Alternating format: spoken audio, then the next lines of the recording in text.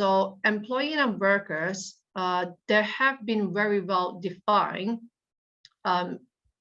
currently, but if we just look at the statute, they are actually defined in statute, but not comprehensively. So the current position has been substantially defined through case law. And the main case law here is Bates when Wittgenhoff against Clyde and Co. LLP. So it has been defined that an individual who is neither an employee nor a worker will be self-employed for employment law purposes. It has been defined a lot more in other statutes as well and case law. So we can look at this table here. So this is a table to show you what falls under which category. So for employee, it's quite simple because it's very well defined at the moment. So under section 230, subsection 1 of the Employment Regulation Act, it's 1996.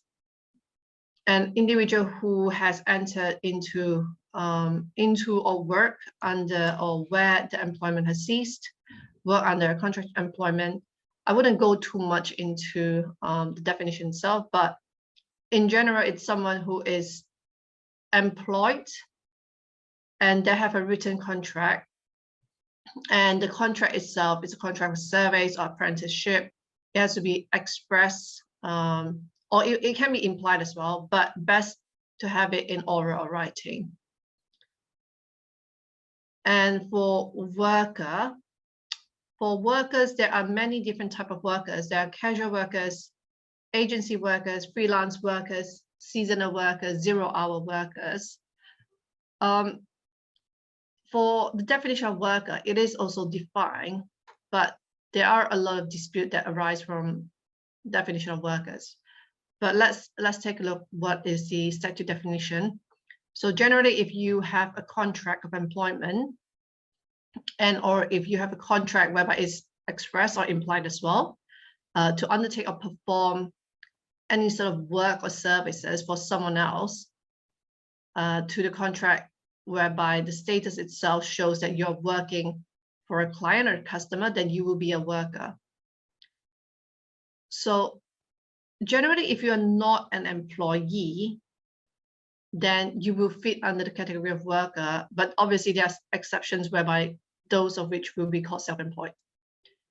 But if you could fulfill limb A in the statute, but it's also fit into, but you can't fit into limb B, then you will, if you are an employee, you're not an employee, but fit into limb B, then you will call a limb B worker. Limb B workers are generally what we would call a more casual type of employment relationship, whereby you work under a contract for service. And the other category would be independent contractors or self-employed. You see them quite common in, I think generally in IT sectors, you do see a lot of independent contractors or self-employed. You do see them in the legal field at the moment as well. So what are they? So they are individuals who run their own businesses and they're responsible for their own business. I mean, if the business succeed or fail, it depends on the individual. Self-employed individuals are more likely to be hired and contracted by clients to provide a service.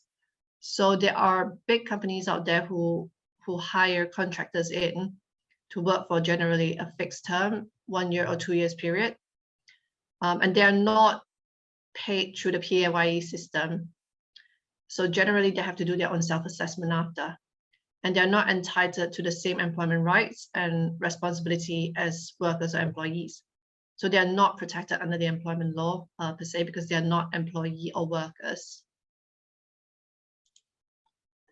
So what are the sub-limbs that you will see? Agency workers also fall under workers. So agency workers are the type that the contract of employment is actually through an agent. So there are some people who are hired by, let's say, Hays, and then their employer itself is the agency, is Hays, and Hays will sub this worker out to work for someone else. So these are called agency worker. So the hiring organization will hire you on a temporary basis, and the hiring company, as in Hays, will be responsible to directing your work. And the other type is, lately there is quite a boom, it's called apprentices. So they are employees. They are generally hired for a fixed term. They do have a contract of employment as well, and a minimum of 20 days paid leave each year, plus bank holidays. And they work, the minimum working hour is 30 hours and maximum is 40. Any time spent off the job at any college or training is included as well. These are usually for younger people who just come out and fresh in the field. For interns, so interns itself includes things like student internship, schoolwork experience, placement, voluntary workers, work shadowing. So interns does not have legal status on its own and rights, but can be classed as worker or volunteer or employee. It really depends on the nature of the internship itself. So if an intern is classed as a worker, then they do have that national minimum wage cover. If an intern is not being paid regularly, if they are paid regularly, then they would be classed as an employee. Then in that case, they will be eligible to be protected under the employment rights. If you're a volunteer, then volunteers are not employee. They have limited cover. Generally, you can recover expenses, but travel expenses, food expenses, hotel accommodation expenses, but you are not protected by the employment right. So why is it important? Why does the status matter so much? Because if you look at this chart here, to be classed as an employee, you are protected in many areas. So employees generally have covered, you are covered by a written contract. Even if you don't have a written contract, oral contract suffices as well. There's implied term in the contract and you're covered, statutory sick pay, unlawful deduction from wages. So your bosses can't just deduct wages for God knows what reason. Your pay statement will be itemized, guaranteed payments, certain payments on insolvency, remuneration during suspension on medical grounds, national minimum wage, paid annual leave. So these are all covered for employee. There's another slide later you will see. But for employee shareholder, you are also covered. For worker, there's some area that you are not covered. That's why it's actually quite important. So workers generally do not have cover in these areas, implied term contracts, statutory sick pay leave, guaranteed payment, certain payments of insolvency, and medical grounds. So for the others, employee, you will see that they have also statutory rights on this this site, which is written. And workers, again, there are some areas they're not covered. So employee breaks, you have breaks during working hours. The number of weeks is fixed. If the business is ever being sold, you're actually protected. So when a company sells a business, they will have to actually transfer the employee to the new company as well. They can't just retrench you unless you agree to that. And then RCAS, you have protection under RCAS. So you can be a company if there's disciplinary issue or grievance procedure, whistleblower protection, any vicarious liability. That means if you got injured in the working space, you can actually make a claim. Data Protection Act, right of shop betting works and refuse to work on Sunday, right to pension contribution under auto enrollment scheme. So if you fall under these categories, then obviously you have a lot more cover as an employee compared to a worker.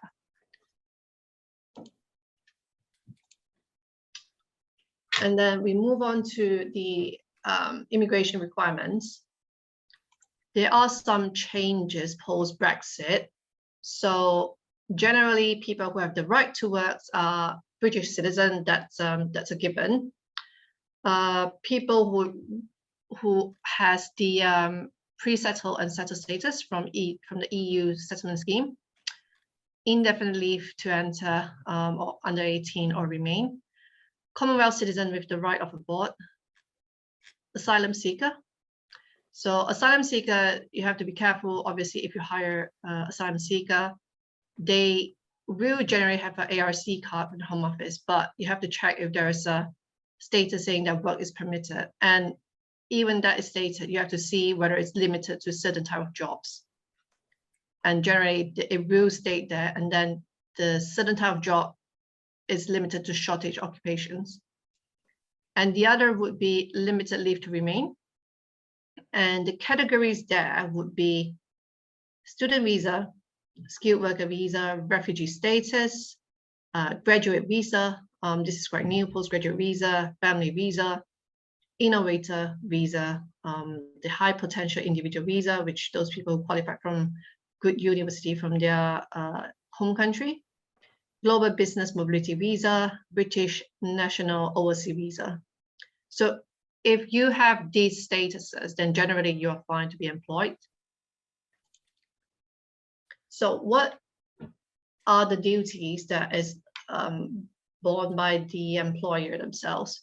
So as an employer, you have to obviously check the following: whether the employee have permission to enter or stay in the UK and work, whether their leave has expired, whether there's any limitation on them to do a certain type of work, whether their documents are incorrect or false, and whether they could provide national insurance. These are quite important because if they can't provide these certainty, then they might not be eligible to actually work in the UK. And this is important. And the next thing is, if many UK companies these days would do a general background check on their workers. So again, it's quite common for the list here to be asked, other than G&H. G&H, some company do, some company don't, even J as well. But yeah, national insurance number, you would need to have it to employ. Right to work, the visa status. Generally, they will ask for your related employment, previous history, work experience, history of education. These all could be asked. It's not discriminatory. Criminal records, this is very general. They will usually do a check against you. Social media use. This is not all company does it, but some of them do it. But if they do it, there have been cases whereby employees or the people going for interview, they challenge the company because it could be discriminatory if they do a background check on you on social media and do not hire you because of that reason. So that one, some company does it, some company don't. Drug screening, medical history, and financial records. Financial records, not that common. So pre-employment consideration. So these are what they would do. And the reason that is very important, the ones I stated before, is because it is generally employer's obligation to check the status of the employed. Okay, so if they don't do the check, the fine itself is quite hefty. So any employer who failed to do so, they'll get a civil fine for 20,000 for each person employed. So if they don't have status, they're illegal immigrants, your fine could be 20,000. And it is also a criminal liability.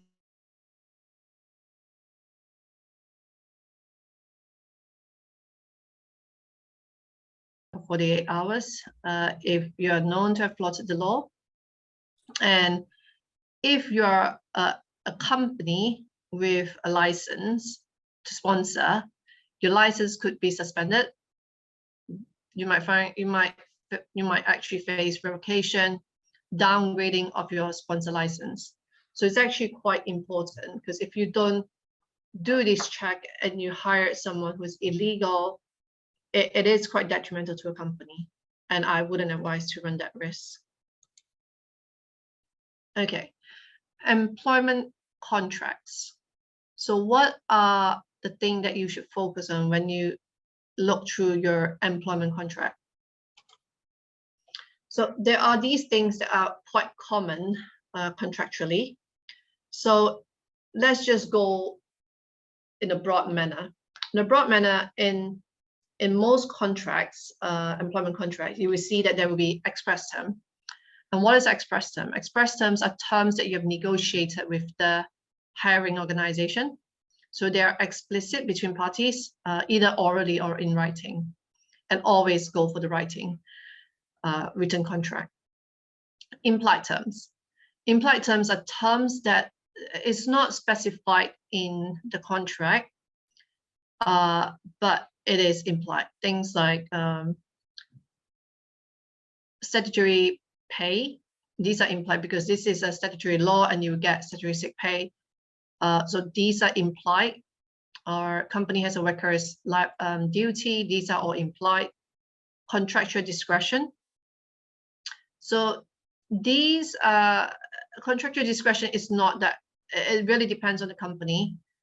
These clauses include such things as bonus scheme, grant of share options.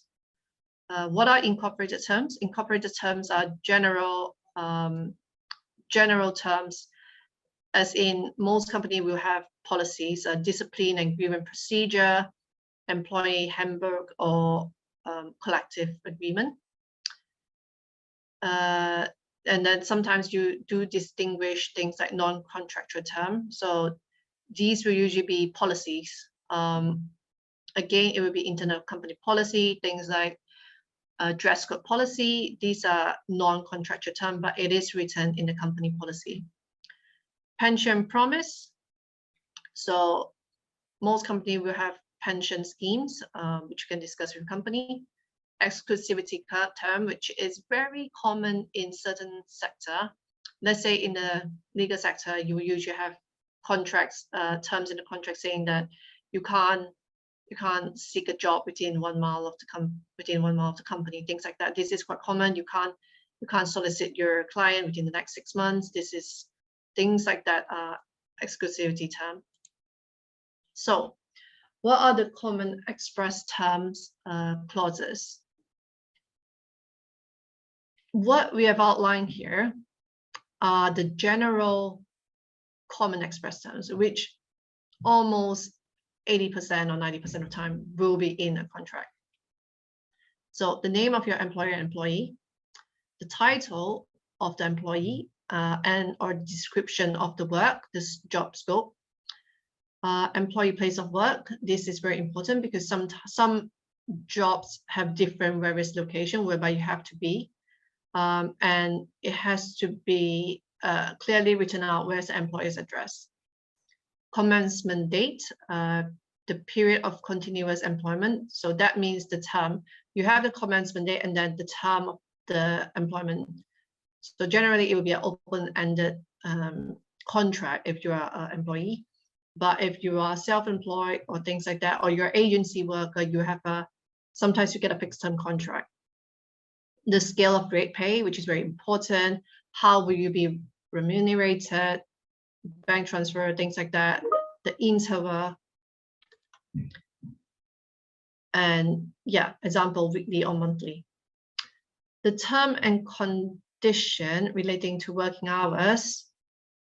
This one you will see things like start and finish times, working hour, overtime, whether you have overtime payment.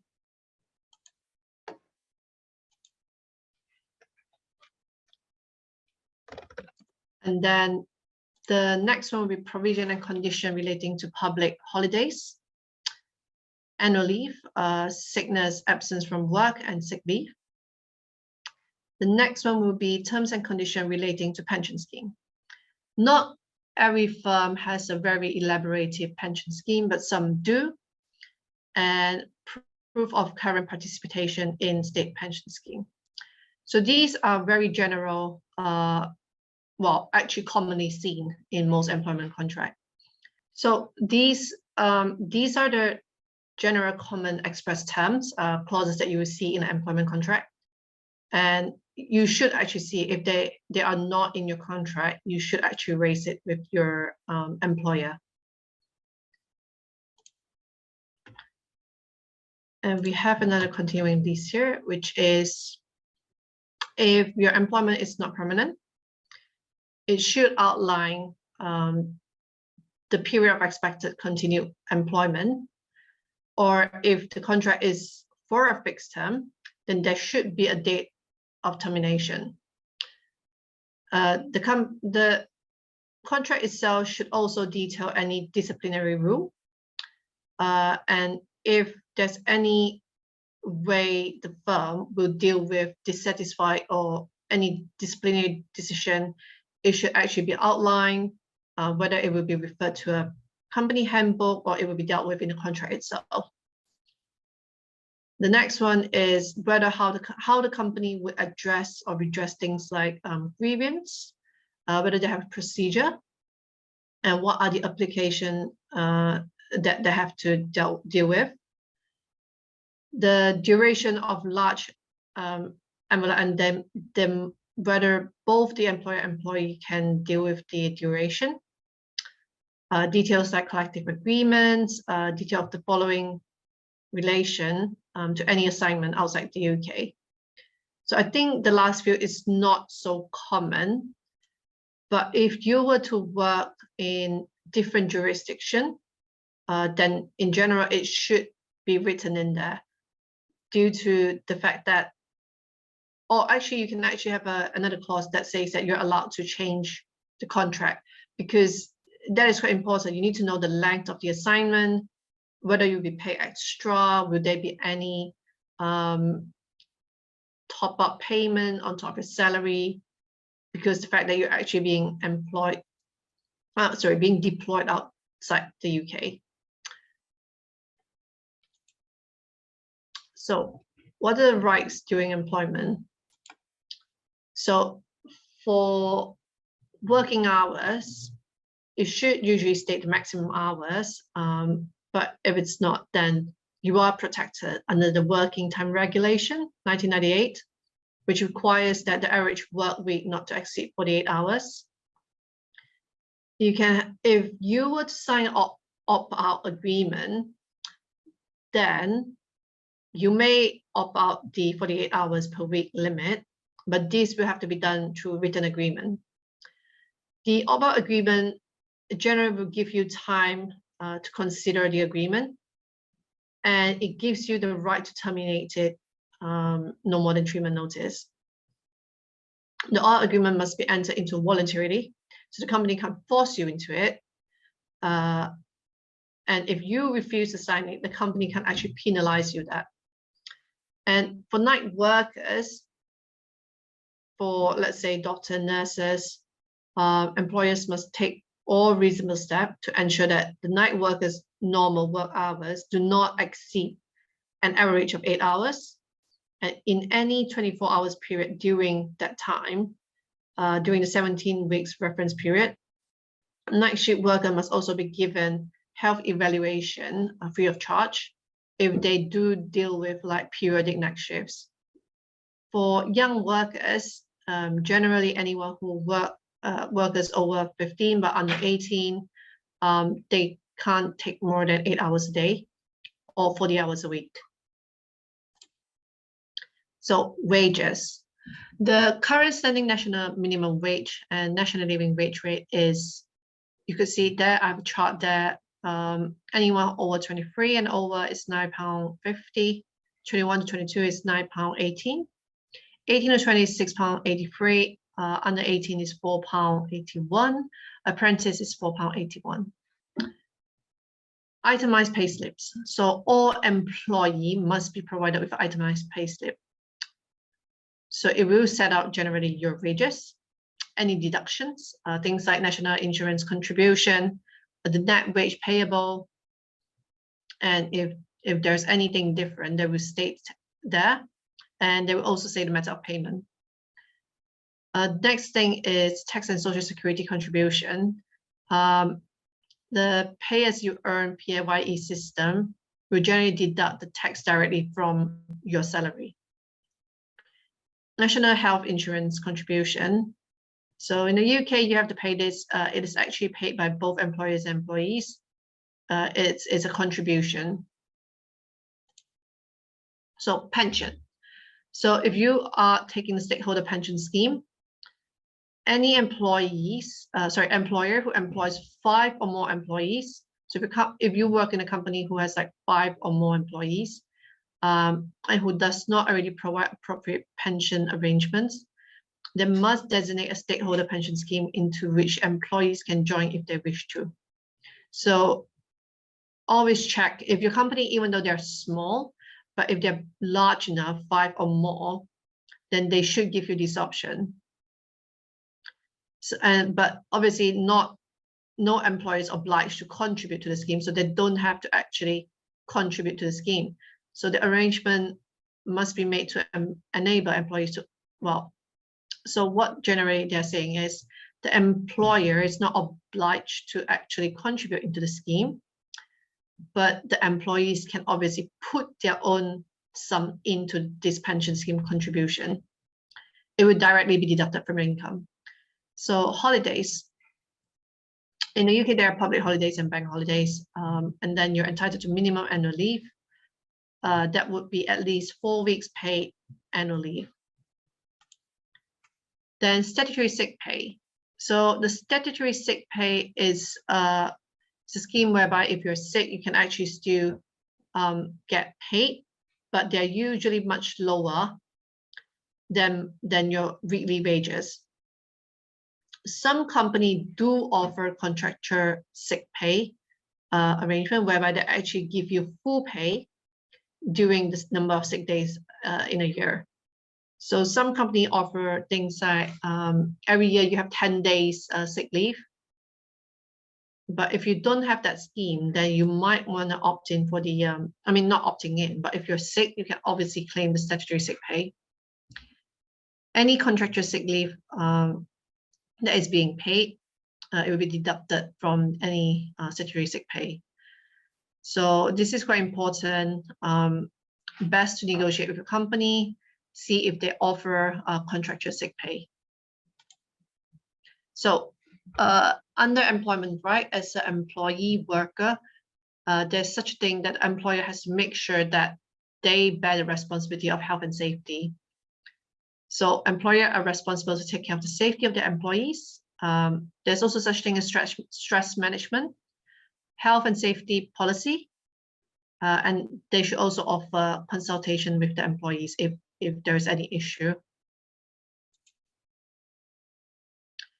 And this again somewhat sort of resonate with what I've stated just now. Again, to give employers responsibility to provide safe place to work, safe means of access, safe system of work, adequate equipment and materials, employing competent core workers, and protect employees from unnecessary risk of injury. So let's take a look at this case study. So under UK law, there are a number of ways that you can actually terminate employees. This case study here is because we have cases whereby people are being terminated for reasons of which are unfair or unlawful. And here we will take a look at what are the general claims that may arise when you're being terminated. So this is the common ones that you will see here, 5 of them: unlawful dismissal, unfair dismissal, claims for redundancy payments, claims arising from failure to provide written reasons for dismissal, and claims of discrimination based on sex, race, disability, sexual orientation, religion, or belief. So under the UK law, the ones I stated just now was just a brief header, but what is wrongful dismissal. So wrongful dismissal itself is when an employer terminates the employment without giving the appropriate notice or even the chance for payment in lieu of notice as per the contract. If that's the case, then obviously the employer is in breach of contract.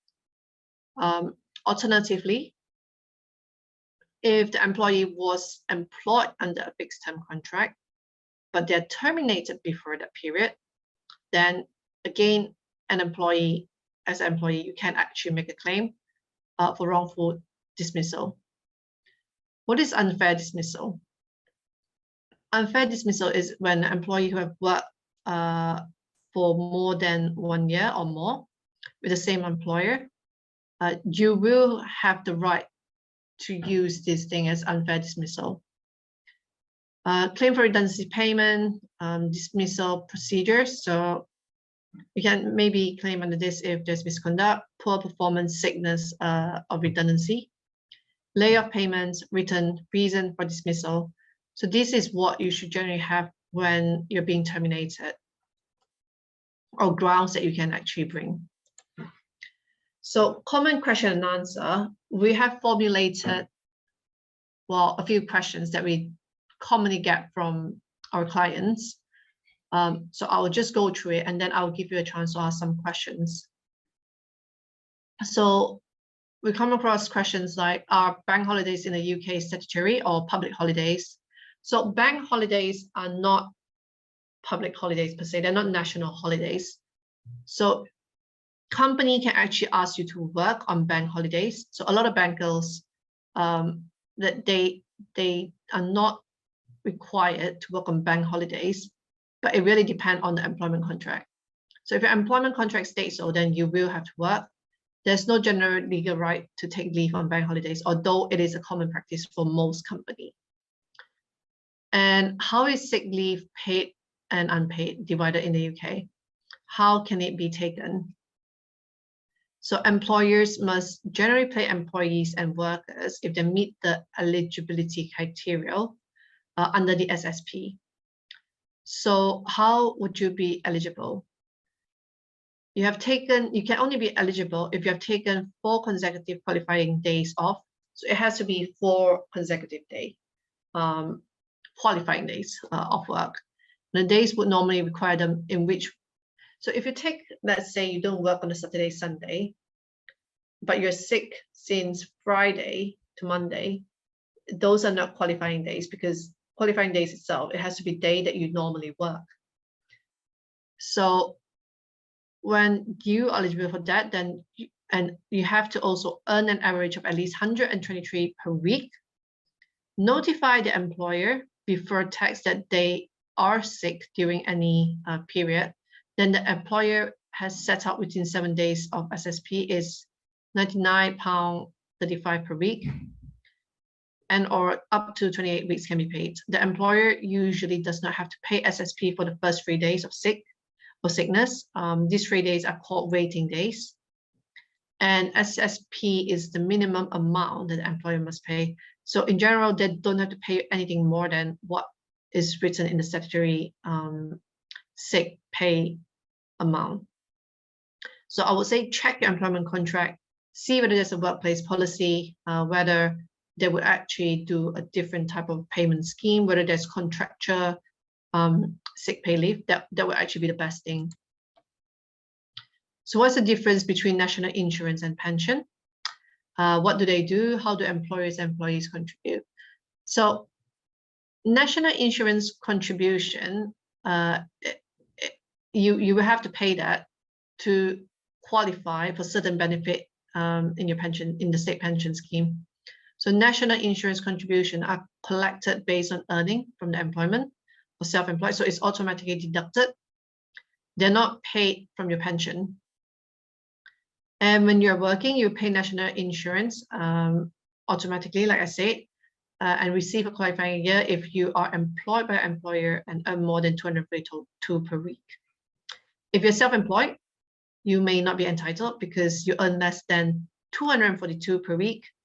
And if you earn between 123 and 242 a week from an employer, you can still, or well, most probably able to get a qualifying year. The other one is return. If you return to the work and left after 2 days,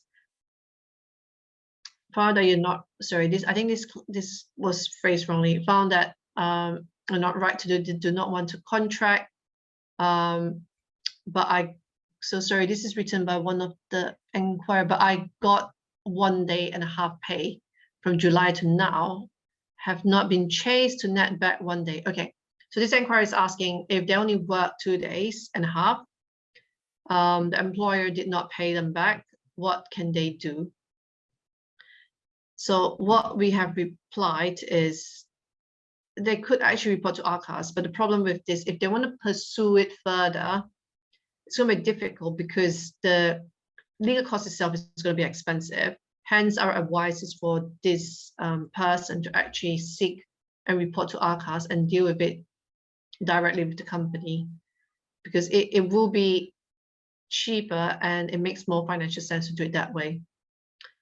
The next one is another client writing in. Do you discuss the arrangement for, I think what they're trying to say, sick leave and termination with the customer individually, or are there any legal guidelines? Okay, so what they're trying to say here is how can they ask the sick leave and how is termination dealt with? So in general, all these things should be stipulated, like I say, in the contract, because the contract will write it very clearly when will you be allowed to take sick leave, what sort of arrangement the company have, and when is your termination date. So if an employer hires someone on a full-time basis, can they be paid part-time? Well, this is a very interesting question. Never really come across this, but no. If you're hired full-time, you're a permanent employee, and there should be a set work pattern. You should be paid full-time. Part-time workers are more common in retail hospitality, and they are contract-based workers, so they will get paid according to the hours, and it is different week to week. So, sorry for the disruption. Now, I'm happy if anyone wants to ask any question. Feel free to put it in the chat, or we can unmute you. You can put your hands up. We can unmute you, and then we can proceed from there if you have any questions.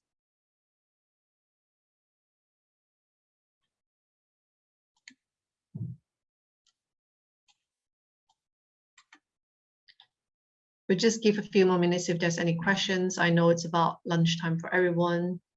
Yeah, I mean, feel free to use this time to ask this question, because it's obviously a free session. You can obviously ask us anything. The slide will be shared if you request it. I'm sure the marketing team will share it with everyone. You just have to write into us.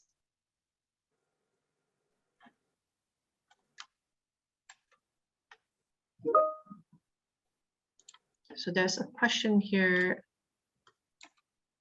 Okay. Jet, I think you're being unmuted now. Do you want to ask me a question? Oh, can you hear me? Yes, I can.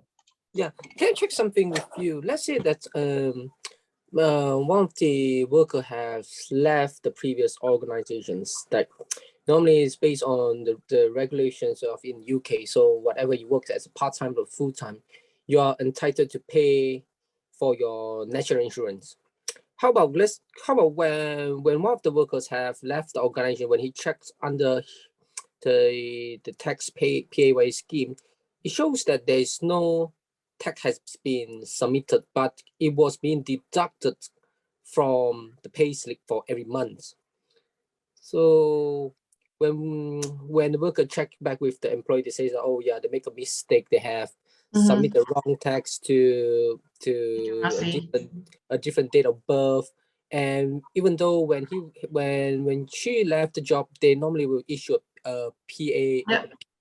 Right? Yep. The P45 will state how long has you been working, how much tax has you have paid for to the last day you work. But it seems that the P45 have not stated any tax was being paid, and every month of the payslip was being It was deducted. deducted. Yeah. So what? Interesting. Where does the money go? Because the employment claims that they have made the payments. They have make regular payment based on the regulation rules. But nowadays, you know that even though every week the payment you have submit for the tax, you can check directly from the HMRC apps. It will reflect every week if tax has been submitted.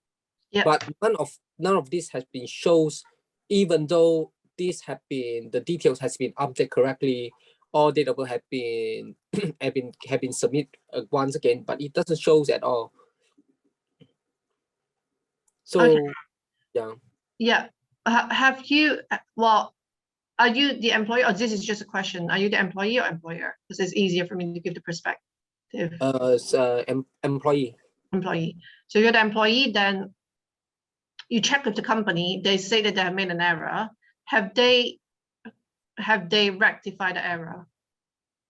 They say that they have rectified that error, but there has no results being shows that they has rectified the error. Because let's say that you have done the updates, it will shows immediately to your personal record, because nowadays HMRC update is quite fast, but it has been more than 4 months, it doesn't shows at all, and it's still the tax still being deducted every weekly.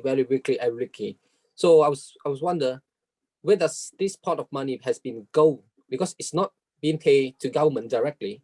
So I would suspect that this money has been going to their own pockets. So is this company a big company, or is it not a big company? It should have more than 20 workers. I think I feel consider it's a big company. 20 workers, okay. This is quite uncommon, but what happened is, because I deal with taxation as well, Yes. not that tax perspective, but tax dispute. So my understanding is most of the time, even if you rectify something, given the error is, although we can think of it as a simple error from the company side, but it can be something that might take the HMRC very long to deal with. So I think what you should do is ask the company to show you proof that they have actually submitted information to HMRC for it to be corrected. Yeah, this one of the proof that we have asked, but they say that is private and confidential because that's related to the company. So they can't shows that. No, they can show that. Obviously, what you can do is obviously ask them. What we usually do is we ask them to redact. Reducting means they can make it blackout for sensitive information. Okay. All they have to show you is the email body that they have sent to HMRC. Because obviously sensitive information, they can't give it to you. But if it's your own information, if the private information is mostly your own stuff, because if they submit this thing, it's mostly your own national health your national number, national so mostly are your own personal data. It's not going to be a lot of the company. So they can obviously black out the company details, and they should give you the confirmation that has sent to the HMRC, and they should show you that one. You can obviously request for that. Okay. You can also call the HMRC to check actually.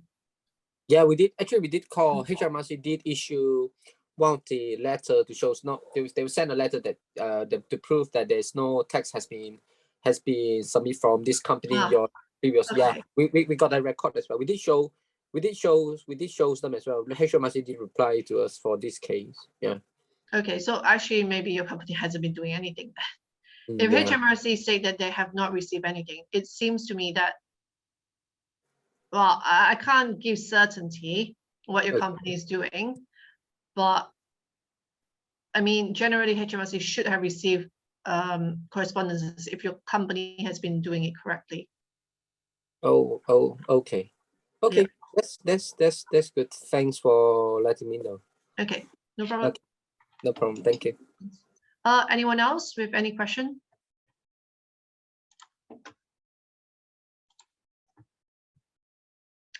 Okay, I'm aware that's almost 2. If there's no question, feel free to just write into us, because obviously we do take inquiries through our platform, our website. Just leave any inquiries. We do reply to most of our inquiries.